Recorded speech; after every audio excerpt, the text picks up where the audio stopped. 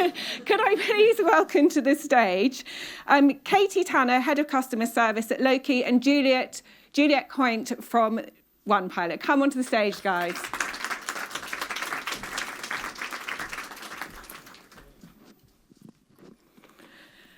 Welcome. So would you like to just start by introducing yourself? Katie, who are you and what do you do? So I'm Katie. I'm Head of Customer Operations at LØCI, so it covers the DTC, but also all the other channels that we go through. For those of you that don't know, so LØCI is a footwear brand. It was launched in 2021 by 4 very ambitious founders who wanted to do something a bit differently. This is their second footwear brand, but they wanted to unite style with purpose. So they've used really innovative materials. All the shoes are vegan. Their first range every pair involved 20 recycled bottles, and in their first year they repurposed over 1 million plastic bottles from the ocean.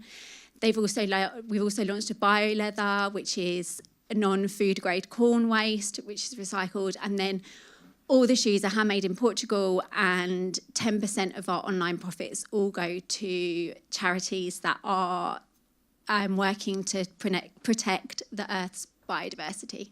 Wow. Is anyone else doing all of that stuff? That's impressive. That's incredible. Juliet, would you like to introduce yourself? Yes, welcome. Thank you for being here. So my name is Juliet. I am working at OnePilot.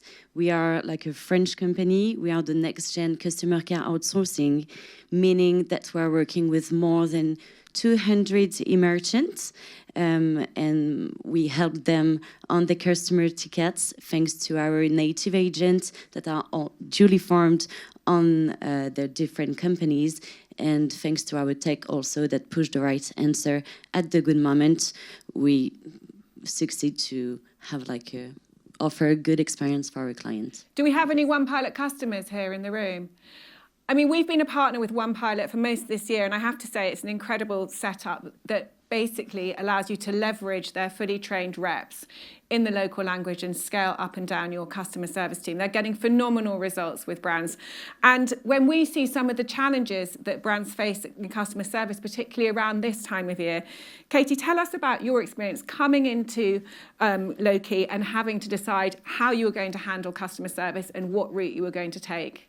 Yeah, so I joined in January, and it was very clear from the beginning that the founders in particular weren't happy with the current outsourcing way of working. It was kind of, I think there's always negative connotations that come with outsourcing something, and it gave the impression that it was outsourced. It was kind of quite robotic language. We had challenges with time zones. The company were based sort of west coast of the US, and then the agents were based everywhere else. And I kind of was sort of thinking we can't bring it in-house because we don't have, we're a relatively small brand still. We don't have the capacity.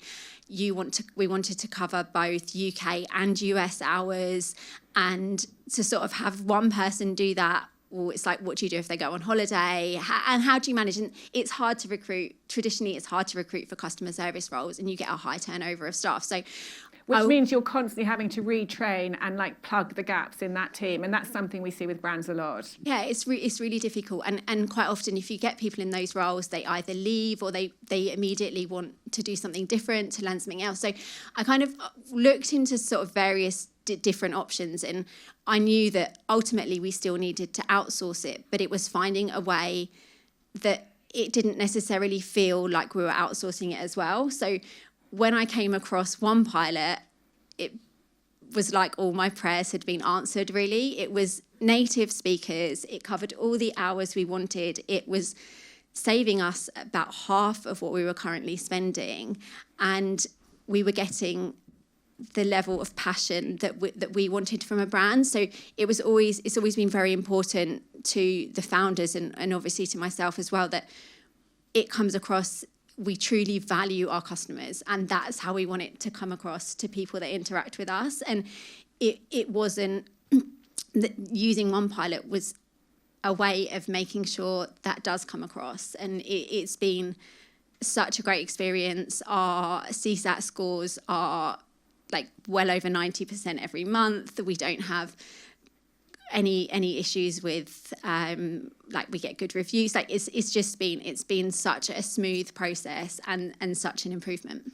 I think OnePilot call their people their OnePilot heroes, is that right? Yes, exactly. And I always say to the OnePilot team, because when it's this local agent thing, I think really matters to brands, right? So your agents are here in the UK, or your heroes in the UK, here in the UK, and you think, okay, so who in the UK is likely to be wanting to flexibly work doing brand customer service? And you think, well, it's going to be a pool of like really nice mums who want to work, do flexible working, are into consumer products. And that's exactly the type of reps that you have, isn't it, working on your account? Yeah, and I think it's as well having them based here, it means not only have you got the native language, so it doesn't come across as robotic, you're also working with people that can have more of an affinity with the brand and understand it and sort of be passionate about working for it. And I think, okay, yeah, we do outsource it, but I don't really see it like that. I see it as an extension of our team.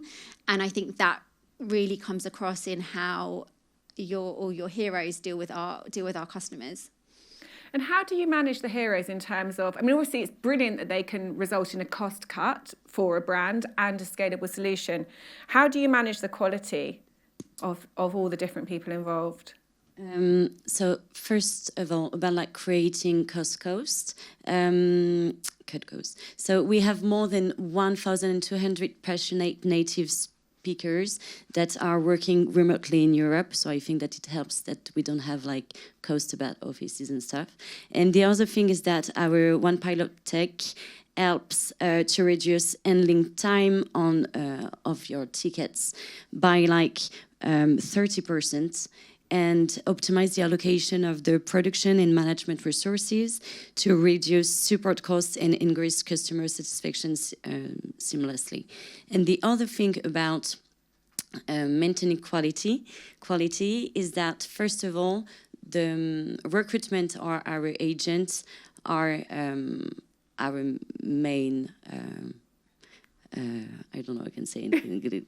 Our main like project, meaning that most of the people have 2 years minimum of experience, because I think it's the case in the UK too, but there is a lot of turnover in the customer care jobs. Yeah. Because most of the time tasks can be like repetitive, they are not really like well paid, and they are not very significant in their company, because most of the time they don't see the customer care support as like a center of profit.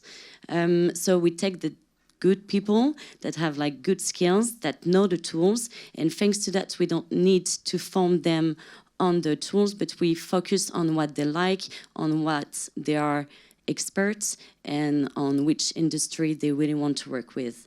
And so we try to match them on the brands like of shoes, on the cosmetic, on the mobility sector. And so I think this is the main thing. And the other thing is that, of course, we want us to make sure that we are capable of working with brands and other industries. So we do all the time like a quality committee. This quality committee, we will see if we can handle the process, if it's feasible for us to understand the DNA and the tone of voice. And thanks to that, we will work on a knowledge base that is very specific on yes, the DNA, the tone of voice, on the processes, and we match agents on brands. I love the way what you said there is that the customer service team are often not seen as significant. I think that I'm going to come on to you and ask this. I think that's really true. You know, when we go in and work with in-house teams and we'll be looking for, you know, doing story ideas or cut-through stuff, we're always like, where's the customer service team? Because the customer service team are on the front line. Like, they know everything. They're actually so incredibly significant. They're like the first point of call. What's your view on the role that a customer service team has in a brand when it's done well, even if you're using an outsourcing partner like OnePilot? So I think it's one of those things that it's so important, and sometimes people don't appreciate it. But it's when things are going well, it's kind of under the radar. When things start to go badly, it's really that's when the pressure comes on. But I mean, I'm lucky.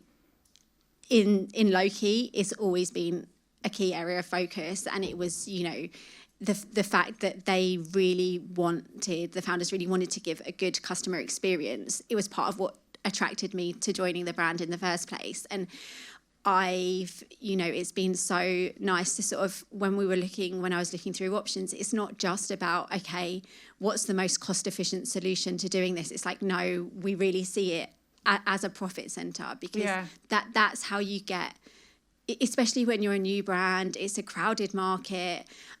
That's how you build customer loyalty. And it's those things, it's if something goes wrong, there's always going to be things occasionally that go wrong, but it's how you deal with it, and that's what brings the customers back again. And I think it's just so important. And more brands are taking the view that the customer service department needs to be a profit centre, which is fantastic, because I think the people in the customer service department love to do that, don't they? They want to be involved, and it's fantastic when they are able to step up in that way. So thank you so much, Katie and Juliet. They'll both be around. If you've got any questions, grab them during the day. But thank you, both of you. Thanks. Thank you.